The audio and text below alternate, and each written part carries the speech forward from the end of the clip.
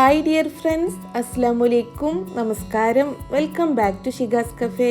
അപ്പോൾ ഇന്ന് ഞാൻ നാരങ്ങ തൊലി കൊണ്ട് ഉണ്ടാക്കാൻ പറ്റുന്ന നല്ലൊരു അടിപൊളി അച്ചാറിൻ്റെ റെസിപ്പി ആയിട്ടാണ് കാണിക്കുന്നത്.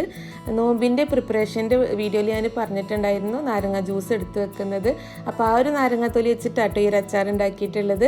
നാരങ്ങ തൊലിൻ്റെ കൂടെ 1-2 ചേരുവകൾ കൂടെ ചേർത്തിട്ടാണ് ഈ ഒരു അച്ചാർ തയ്യാറാക്കുന്നത്. നല്ല ടേസ്റ്റി ആയിട്ടുള്ള അച്ചാറാണിത്. അപ്പോൾ നമുക്ക് ഈ ഒരു ടേസ്റ്റി ആയിട്ടുള്ള അച്ചാർ എങ്ങനെ ഉണ്ടാക്കുന്നത് നോക്കാം. നാരങ്ങാത്തൊലി നമ്മൾ കുറച്ച് ഉപ്പും വിനാഗിരി ഒഴിച്ചിട്ട് വേണം കേട്ടോ ബോട്ടിൽ സൂക്ഷിച്ച് വെക്കാൻ. ഞാനിപ്പോൾ ഒരു 15 നാരങ്ങയുടെ തൊലിയാണ് എടുത്തിട്ടുള്ളത്. ഒരു 1/4 കപ്പ് വിനാഗിരിയും കുറച്ച് ഉപ്പ് ഇട്ടിട്ടാണ് ബോട്ടിൽ സൂക്ഷിച്ച് വെച്ചിട്ടുണ്ടായിരുന്നത്. പിന്നെ നമ്മൾ ഈ ഒരു ബോട്ടിൽ ഡെയിലി എടുത്തിട്ടൊന്ന് ഷേക്ക് ചെയ്യണം, എന്നാലേ ഈ ഒരു ഉപ്പും വിനാഗിരിയൊക്കെ ഈ ഒരു നാരങ്ങാത്തൊലിൻ്റെ എല്ലാ ഭാഗത്തും വരുള്ളൂ. അപ്പോഴേ ഈ ഒരു നാരങ്ങാത്തൊലി കേടാവാതിരിക്കുകയും ചെയ്യുള്ളൂ. അപ്പോൾ 15 ദിവസം കഴിഞ്ഞിട്ടാണ് ഞാൻ ഈ ഒരു നാരങ്ങാത്തൊലി വെച്ചിട്ട് അച്ചാർ ഉണ്ടാക്കുന്നത്. അപ്പോൾ ഇതാ നാരങ്ങത്തൊലിയൊക്കെ ചെറിയ പീസായി കട്ട് ചെയ്തെടുത്തിട്ടുണ്ട്. ഇനി നമുക്ക് അച്ചാർ ഉണ്ടാക്കാം. അപ്പോൾ ഒരു പാനിലേക്ക് 2 ടേബിൾ സ്പൂൺ വെളിച്ചെണ്ണ ഒഴിച്ചു കൊടുക്കുകയാണ്. ഇനി ഇതിലേക്ക് വേണ്ടത് 2 ക്യാരറ്റാണ് കേട്ടോ. അപ്പോൾ ഞാൻ 2 വലിയ ക്യാരറ്റാണ് എടുത്തിട്ടുള്ളത്. ചെറുതാണെന്നുണ്ടെങ്കിൽ 3 എടുക്കുക. ക്യാരറ്റ് ഇതുപോലെ നീളത്തിലാക്കി കട്ട് ചെയ്തെടുത്തിട്ടുണ്ട്. ഇനി ചൂടായ വെളിച്ചെണ്ണയിലേക്ക് നമുക്ക് ഈ ക്യാരറ്റ് ചേർത്ത് കൊടുക്കാം. ക്യാരറ്റ് ഒരുപാട് നേരം വഴറ്റിയെടുക്കണ്ട കേട്ടോ, ഒരു 1-2 മിനിറ്റ് ഒന്ന് വഴറ്റിയെടുത്താൽ മതി. അപ്പോൾ ഈ ഒരു ക്യാരറ്റ് ഈ ഒരു പാകത്തിനൊന്ന് വഴറ്റിയെടുത്താൽ മതി. ഇനി നമുക്കിതിലേക്ക് കട്ട് ചെയ്ത് വെച്ചിട്ടുള്ള ചെറുനാരങ്ങാത്തൊലി കൂടെ ചേർത്ത് കൊടുക്കാം. എന്നിട്ട് 1 മിനിറ്റും കൂടെ ഒന്ന് വഴറ്റിയെടുക്കണം. അപ്പോൾ നിങ്ങൾ ഈ ഒരു ചെറുനാരങ്ങാത്തൊലി ഒന്ന് കഴിച്ച് നോക്കാം കേട്ടോ, കയ്പ്പ് രസം ഉണ്ടോ എന്നുള്ളത്. അപ്പോൾ ഞാൻ കഴിച്ചപ്പോൾ കയ്പ്പ് രസമൊന്നുമില്ല. ഇനിയിപ്പോൾ അഥവാ നിങ്ങൾ കയ്യിലുള്ള നാരങ്ങാത്തൊലിക്ക് കയ്പ്പ് രസം ഉണ്ടെന്നുണ്ടെങ്കിൽ നിങ്ങളിതൊന്ന് ആവിയിൽ ഒരു 2-3 മിനിറ്റ് ഒന്ന് വേവിച്ചെടുത്താൽ മതി. അപ്പം നാരങ്ങാത്തൊലിക്ക് തീരെ കയ്പ്പ് ഉണ്ടാവില്ല. ഇപ്പോൾ ഇതാ ക്യാരറ്റും നാരങ്ങാത്തൊലിയൊക്കെ നന്നായിട്ട് വഴന്ന് വന്നിട്ടുണ്ട്. അപ്പോൾ ഞാനൊരു 3 മിനിറ്റ് മാത്രമേ വഴറ്റിയെടുത്തിട്ടുള്ളൂ കേട്ടോ. ഇനി നമുക്കിതൊരു ബൗളിലേക്ക് മാറ്റാം. ഇനി അതേ പാനിലേക്ക് തന്നെ ഒരു 3 ടേബിൾ സ്പൂണും കൂടെ വെളിച്ചെണ്ണ ഒഴിച്ചു കൊടുക്കുകയാണ്. വെളിച്ചെണ്ണ ഒന്ന് ചൂടായിട്ട് വരുമ്പോൾ അതിലേക്ക് ഒരു 4 വറ്റൽമുളക് ചേർത്ത് കൊടുക്കുകയാണ്. വറ്റൽമുളക് എണ്ണയിലിട്ടിട്ടൊന്ന് നന്നായിട്ടൊന്ന് മൂപ്പിച്ചെടുക്കണം. അപ്പോൾ ഇതാ വറ്റൽമുളകൊക്കെ എണ്ണയിലിട്ടിട്ട് നന്നായിട്ട് മൂപ്പിച്ചെടുത്തിട്ടുണ്ട്. അപ്പോൾ ഈ ഒരു അച്ചാർ ഉണ്ടാക്കാൻ വെളിച്ചെണ്ണ തന്നെ വേണമെന്നൊന്നുമില്ല, നിങ്ങൾക്ക് ഇഷ്ടമുള്ള ഏത് ഓയിൽ വേണമെങ്കിലും എടുക്കാം കേട്ടോ. ഇനി ഇതിലേക്ക് 1 ടീസ്പൂണ് കടുക് ചേർത്ത് കൊടുക്കുകയാണ്. കടുക് നന്നായിട്ടൊന്ന് പൊട്ടി വരണം. ഇതിലേക്ക് ഇനി വേണ്ടത് ഇതുപോലത്തെ ഒരു 2 വെളുത്തുള്ളിയും അതുപോലെ ഒരു 2 വലിയ പീസ് ഇഞ്ചിയാണ് കേട്ടോ. അപ്പോൾ ഈ ഇഞ്ചി വെളുത്തുള്ളിയൊക്കെ തൊലിയൊക്കെ കളഞ്ഞിട്ട് ഇതുപോലെ നീളത്തിലാണ് ഞാൻ കട്ട് ചെയ്തെടുത്തിട്ടുള്ളത്. അപ്പോൾ ഇതാ കടുകൊക്കെ പൊട്ടി വന്നിട്ടുണ്ട്. ഇനി ഇതിലേക്ക് അരിഞ്ഞ് വെച്ചിട്ടുള്ള വെളുത്തുള്ളി ഇഞ്ചിയും കൂടെ ചേർത്ത് കൊടുക്കുകയാണ്. ഇതിലേക്കൊരു 3 പച്ചമുളക് ചെറുതാക്കി അരിഞ്ഞതും കൂടെ ചേർത്ത് കൊടുക്കുകയാണ്. അപ്പോൾ പച്ചമുളകൊക്കെ നിങ്ങളുടെ എരിവിനനുസരിച്ച് ചേർത്ത് കൊടുക്കുക കേട്ടോ. ഇതിപ്പോൾ അത്യാവശ്യം നല്ല എരിവുള്ള പച്ചമുളകാണ്. അപ്പോൾ ഇനി ഈ ഇഞ്ചിയും വെളുത്തുള്ളിയും പച്ചമുളകൊക്കെ ചെറുതായിട്ടൊന്ന് വഴറ്റിയെടുക്കാം. ഇപ്പോൾ ഇതാ ഇഞ്ചിയും വെളുത്തുള്ളിയും പച്ചമുളകൊക്കെ പാകത്തിന് വഴന്ന് വന്നിട്ടുണ്ട്. ഇനി ഇതിലേക്ക് ഒരു 1/4 ടീസ്പൂൺ മഞ്ഞൾപ്പൊടി ചേർത്ത് കൊടുക്കുകയാണ്. പിന്നെ ഒരു 1.5 ടേബിൾ സ്പൂൺ നല്ല എരിവുള്ള മുളക് പൊടിയായിട്ട് ചേർത്ത് കൊടുക്കുന്നത്. പിന്നെ ഒരു 2 ടേബിൾ സ്പൂൺ കാശ്മീരി മുളക് പൊടി കൂടെ ചേർത്ത് കൊടുക്കുകയാണ്. അപ്പോൾ ഈ ഒരു അച്ചാറിൽ ഞാൻ അച്ചാർ പൊടിയൊന്നും ചേർക്കുന്നില്ല.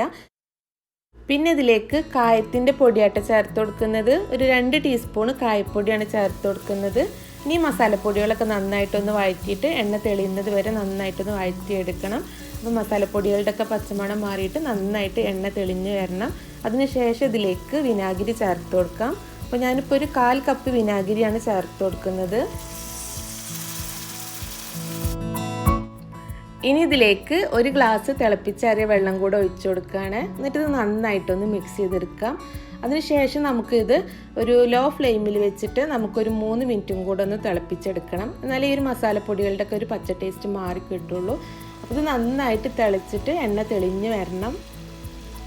മസാല റെഡിയായി വരുമ്പോഴേക്കും ഇതിലേക്ക് വേണ്ട പൈനാപ്പിളും കൂടെ ഒന്ന് കട്ട് ചെയ്തെടുക്കുകയാണ് കേട്ടോ. അപ്പോൾ ഈ ഒരു അച്ചാറിൽ പൈനാപ്പിളും ക്യാരറ്റും കൂടെ വരുമ്പോഴാട്ടോ നല്ല ടേസ്റ്റ് ഉള്ളത്. അപ്പോൾ ഒരു പൈനാപ്പിളിൻ്റെ പകുതിയാണ് എടുത്തിട്ടുള്ളത്. അപ്പോൾ പകുതി തൊലിയൊക്കെ ചെത്തിക്കളഞ്ഞിട്ട് ഇതാ ചെറിയ പീസായിട്ട് കട്ട് ചെയ്തെടുത്തിട്ടുണ്ട്.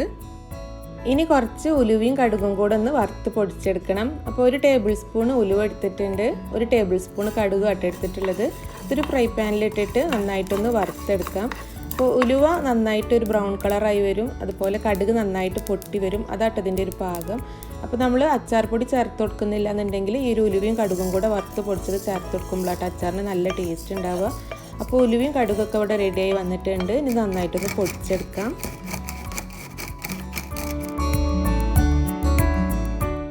ഇപ്പം മസാലയൊക്കെ നന്നായിട്ട് തിളച്ച് എണ്ണ തെളിഞ്ഞ് വന്നിട്ടുണ്ട്. ഇനി ഇതിലേക്ക് പാകത്തിനുള്ള ഉപ്പ് ചേർത്ത് കൊടുക്കുകയാണ്. അപ്പോൾ നമ്മൾ നാരങ്ങ ഉപ്പിലിട്ട് വെച്ച സമയത്തും കുറച്ച് ഉപ്പ് ചേർത്ത് കൊടുത്തിട്ടുണ്ട്. അപ്പോൾ ഉപ്പൊക്കെ നോക്കിയിട്ട് ചേർത്ത് കൊടുക്കുക. പിന്നെ ഇതിലേക്ക് ഒരു 2 ടേബിൾ സ്പൂൺ ശർക്കര പൊടിച്ചതും കൂടെ ചേർത്ത് കൊടുക്കുക കേട്ടോ. ഈ ഒരു എരിവും പുളിയൊക്കെ ഒന്ന് ബാലൻസ് ചെയ്യാൻ വേണ്ടിയിട്ടാണ് ശർക്കര പൊടിച്ചത് ചേർത്ത് കൊടുക്കുന്നത്. ഇതെല്ലാതും കൂടെ നന്നായിട്ടൊന്ന് മിക്സ് ചെയ്തെടുക്കുക. ഇനി നമുക്കിതിലേക്ക് നമ്മൾ നേരത്തെ എടുത്ത് വെച്ചിട്ടുള്ള നാരങ്ങാത്തോലിയും ക്യാരറ്റും പൈനാപ്പിളൊക്കെ ചേർത്ത് കൊടുക്കാം.